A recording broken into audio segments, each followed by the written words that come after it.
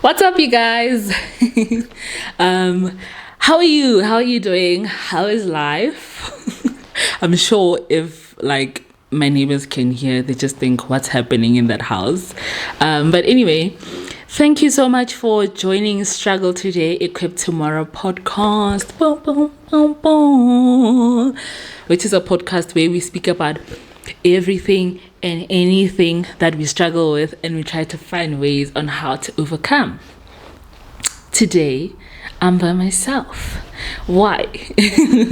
So today I just decided let's talk about social media. But before we get into that, I just want to say thank you so much for showing us, I don't know why I keep on saying showing us love. Like, I have an entire team that's helping me to get to this video, you guys seeing the final product, but I'm literally doing everything, editing, taking my videos, doing my hairstyle. Like, I don't have a makeup artist or anything like that, but the time will come, right? But yeah, thank you so much for showing us love on YouTube, for commenting, for liking. If you like the video, it has really, I appreciate it a lot. And yeah, and on any podcast platform that you use, if you prefer audio version, I see you guys, some of you are still sticking with that. We're like, Rashapuka video, we're okay. Like, we can stick with our audio, we're fine. And I'm so happy that there are still some people. It's so nice just learning about the trends of the people who follow you or who like enjoy your content. So yeah, it has been really amazing just to see that trends change. It has been really interesting since I joined YouTube, but we'll get into that because I'm gonna share about my social media, I guess, history, whatever. So this is just to say, please guys, subscribe as you have been, or for those who haven't been subscribing, please do subscribe, and just continue liking, continue commenting, and yeah, show us some love there by podcast platforms, whatever you're using. Just rate the show and say, we are amazing. Struggle Today, Equip Tomorrow is amazing. Yeah, guys, like you guys, some of you have started with me since last year, 2022, and we are within the middle of 2023, but you guys are still here. You guys still think, oh my gosh, she makes so much sense. So thank you so much for the love. Let me not ramble too much. Let's get into today's video or podcast episode.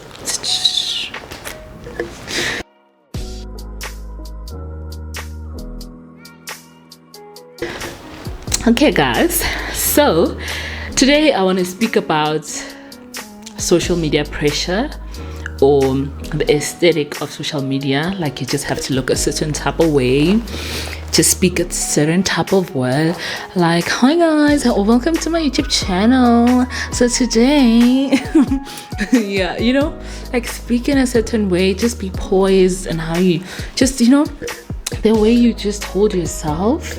Like, you can't be crazy, you can't be loud. Not that I'm loud or crazy or anything, like, I'm chilled, but I'm just saying for other kids who like to be loud and over-explain and stuff like that. But yeah, just gonna speak about social media pressures. Yeah, I've been feeling it a lot. This video or this podcast episode is gonna be very vulnerable. I'm going to be very vulnerable with you guys on how I've been feeling about this whole thing, because it might look like this is an exciting journey, of which it is, but there is a side that I guess some people don't speak about a lot. I have seen videos about it, Instagram stories about it from famous social media influencers, but I don't think it's spoken of enough, and I kind of felt alone in those feelings. So yeah, let's get into it. I feel like I'm using my YouTube voice now. Did you hear that? I kind of feel alone in my feelings, like, oh my gosh. Okay, let me get serious. So I just want to share a bit of my social media history. I think it'll all make sense and tie into each other once I get to Instagram and YouTube, right? So Guys, in primary, I was that kid. I played a lot. I liked playing. Like, oh, it was just amazing. And our parents didn't even allow us to have phones, like me and my little brother. Like, they're like, nope. A child needs to be a child. How is a 10-year-old having a phone, honey? I mean, now times are different, but yeah, they didn't allow me to have a phone till like grade 11 when I was like 17, which is crazy, by the way. Well, I did have a phone, like, but it wasn't like a serious thing. So, guys, I've never used Mixit, which is weird, but yeah, I've never used Mixit. I've always heard people say, yeah, this was my name on Mixit, and they would have an entire thing and its memories, but I've actually never used it. Ugh, I miss that trend. So yeah, my parents didn't allow me, and then until grade 11, right? And I went to boarding school, by the way, in high school. And they finally allowed me to have a phone. My dad gave me this phone of his. He used to use it and he gave it to me. And I was like, oh my gosh, I'm the girl. I'm the it girl because I'm using a Samsung Galaxy 3. Like, oh, that time it was a thing. Like, Samsung Galaxy, the girl, right? And yeah, first thing I did, download Facebook. What? Right? And I remember posting, the first post that I posted was, guys, can you please give me grace? I'm still new to this Facebook thing. And some people laughed like, oh, girl, what are you talking about? And yeah, I don't know why I even said that. Why would that even be the first post? But I think it was that pressure. Maybe I didn't realize it at the time that that's what it was. But you need to be a certain type of way on social media. Like, you can't just say whatever. You can't just say whatever. You can't just post whatever. Like, you need to just, filter things, do all these things, right? And yeah. And I remember at some point, I think I had 70 followers, what they call them, friends on Facebook. And I was just like, I'm the girl. I'm like, I'm famous. And I remember some time I posted a photo and the likes didn't match the number of people who were my friends. And I was just like, oh my gosh, is my picture that horrible? Like, okay, let me stop being extra, guys. Let me be normal. But yeah, yeah. And yeah, and then I started having such a bad relationship with Facebook, to a point where late high school or early varsity would be 2016. Yeah, I was like, actually, I'm gonna delete this app because yeah, it's so toxic. And yeah, from there I just had WhatsApp, and my friends used to convince me in varsity, please get Instagram, la la la. And I'm like, yo guys, Instagram, even that is an app for like celebrities. I didn't think like normal people like us can use that. I know it sounds silly for someone who's in varsity as well, but yeah, that's how I felt. And I think finally I downloaded the app, downloaded Instagram when we went on a girls trip. It was so nice. I took so many pictures. That's where I realized I actually like taking pictures and videos of people. Like, oh my gosh, story for another day. Anyway, yeah, so I came back and then I posted and I was like, oh my gosh, this is exciting. When it starts, like, people are like, oh, I'm sure people are like, oh, she's still alive. Actually, a friend recently told me this, like, I didn't think you're still alive until you had Instagram. Yeah, but yeah, and it was very exciting. The followers were like, it was just a lot. Oh my gosh, it was so exciting. And then it quietens down after some time, right? And I'm like, oh, I never thought this is how it is. Like, oh, I think I want more followers, right? This is weird. This is not enough followers. And when you post pictures, the likes don't match with the number of followers you have. And it's like, guys, what's going on here? Like, what's happening? Am I doing something wrong? And anyway, yeah. So at some point I was like, oh, this is not matching. I'm just gonna delete the app, and then we move on with life. And God was just like, girl, I think the problem is you. Hey, I don't think it's necessarily the app. Yeah, social media, and it's not necessarily toxic, right? It's what we make it to be. And honestly, it is what we make it to be. And yeah, I really had to think about long and hard about if really it is toxic, or I just need to check myself. And yeah, I just took time to check myself. I still struggle with the idea of likes, like followings, and now I'm on YouTube. I had expectations that because you have YouTube, then people automatically will start liking you and following you. Oh my gosh, I'm being so vulnerable. It's weird. But yeah. And then like had a lot of conversations with God around starting a YouTube channel. Had this idea for so long, and I was just sitting on it because I'm just like, that's scary. Like, people are just gonna look at me. That's scary. I think I mentioned it in one of my podcasts. But that was along obeying God. This is along social media and how social media just impacts you in a weird way, right? So when I got onto YouTube, it's been weeks, like it's been months. And why is the subscriber count it's not matching up? It's not matching up to the work I put in. It's not matching up. Yeah, and at some point I remember telling a friend like 2 weeks ago, I was like, actually, I think YouTube is not for me. I think podcasting is not for me. Like, maybe I'm doing something wrong. I don't think I'm saying the right things. I don't think I'm doing the right things. Something is definitely wrong, right?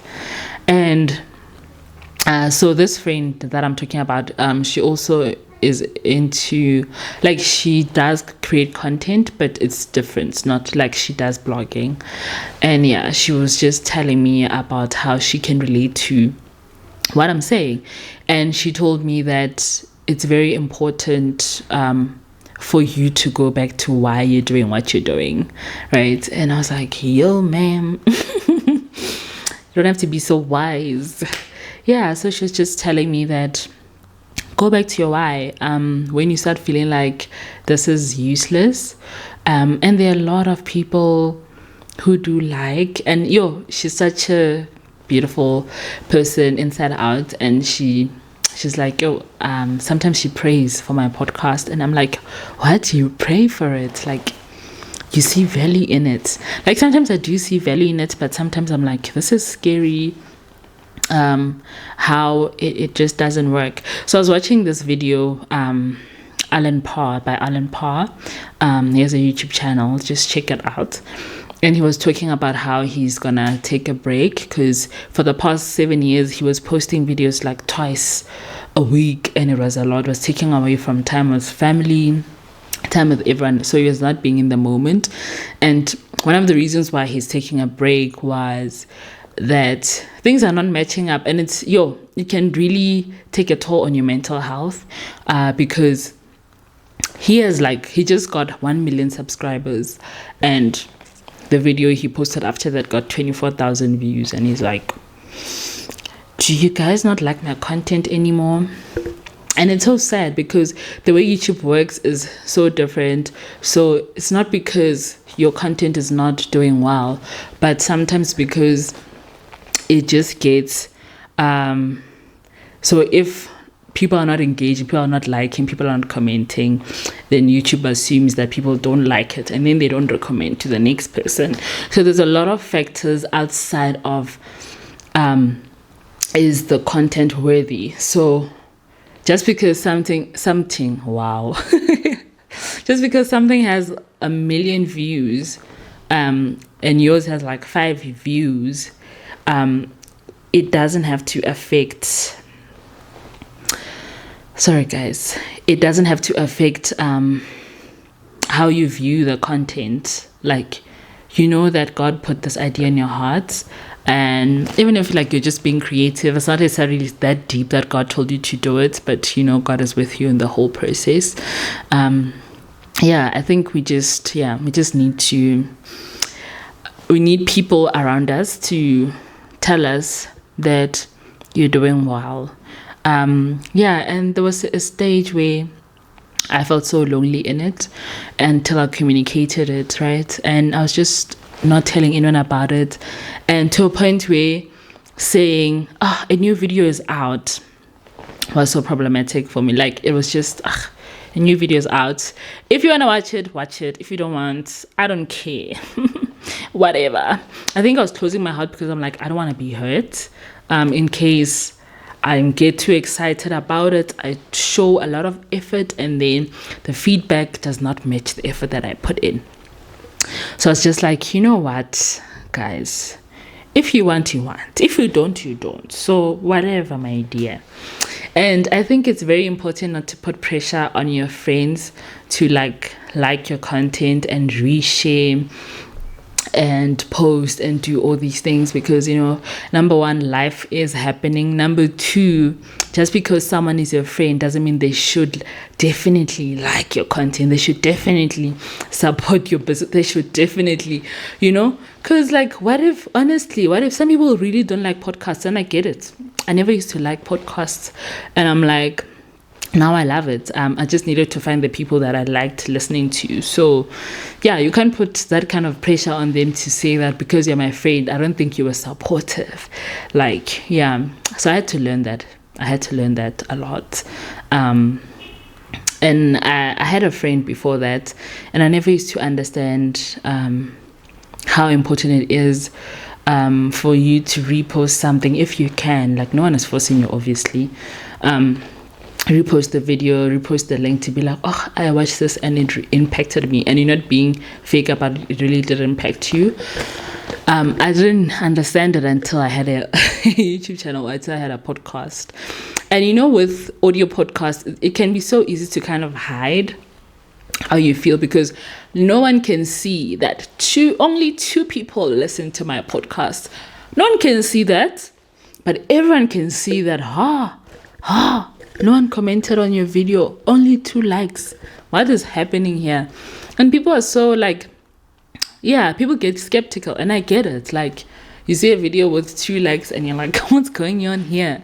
And this video is not to bash my content or anything. I'm just saying, this is how I've been feeling and how social media has made me feel. And it's such a crazy journey, such a roller coaster. Sometimes I'm like, I'm feeling this, let's make it real, get ready with me real. And then the next day I'm like, I really can't do this. I don't know how people post every day. I really don't know how they do it. I just feel like this is a lot for me. Oh my gosh. But yeah, man, if you are in that space and you just feel like it's overwhelming, trust me, you're not alone. I think reaching out to the relevant people who have been through that is very important. It can really help you go a long way. Even people who haven't gone through it, sometimes I think they can offer a different view from the people who have gone through it. They can make you see things that you don't see yourself. So if you're going through that, trust me, you're not alone. I really do understand where you're coming from. And yeah, like I said, get a good support system. If you need to take breaks, please do take breaks. At the end of the day, it's important that you are in good health. It doesn't help that you're struggling with mental health issues now because of what social media says is right, what social media says you should do. And if you don't do that, you feel like a failure. I remember feeling so bad that I don't post podcasts every week. But at the same time, I don't want to just come here and just speak nonsense. For some people, they can do that. They can do that. And I'm like, wow. But for me, it wouldn't work trying to do that, because you'll see a good, hi, girl. What is this that you're saying now? You're not making any sense. For me, God is the center of everything. And yeah, I take a lot of breaks, which is weird because it's just the beginning, right? But I think it helps to do that. And I remember even Alimpa in that video, he said that he had to realize that God can use him and God can still take out the content to the people that needed to see it. Like, it's not his efforts of posting videos every single week or twice a week and just getting content out, but God wants him whole. Like, the most important thing is being obedient to God and not just giving sacrifices that he didn't ask for. It even reminds me of that scripture that talks about how obedience is better than sacrifice. It really is. And sometimes obedience looks like God telling you to take a break. I know it sounds weird and it feels like, oh my gosh, I'm not doing anything with my life. This is outside of social media. I don't know why I had to speak about this, but I think it is important. That obedience sometimes looks like God telling you to take a 2 months break, and you actually do take them 2 months break, because we're trying to give God these sacrifices, whatever that he has asked you to do, right? Whatever that he says is your talent, and you're always just offering the offerings to him. I don't know was it in the Old Testament? I forgot who it was, but they offered God weird fire, a weird sacrifice, and God said it was a weird fire. It was a strange fire. It has a strange aroma to it, because God didn't ask for that, but they were like, this is what we usually do, right? So let's just do it. Let's just do it because God said we must burn sacrifices for him, right? And God was like, this is weird. I didn't ask for this. It smells funny. Don't like this. So in the same manner, I think, yeah, it's important to always listen to that small voice, to what the Holy Spirit is saying to you. For some people, it's their gut feeling, whatever you call it. Yeah, but thank you so much, guys, for tuning in and reaching the end of this video. Love you lots. Please do tune into the next one and the next one and the next one, and subscribe. Don't just subscribe because you feel bad for me because of what I say, but do what you need to do. Thank you so much for joining me. I appreciate your love all the time. And guys, I got these braids. Well, they're like almost a month old now, but aren't they still cute? Anyway, off topic. Love you lots. Bye.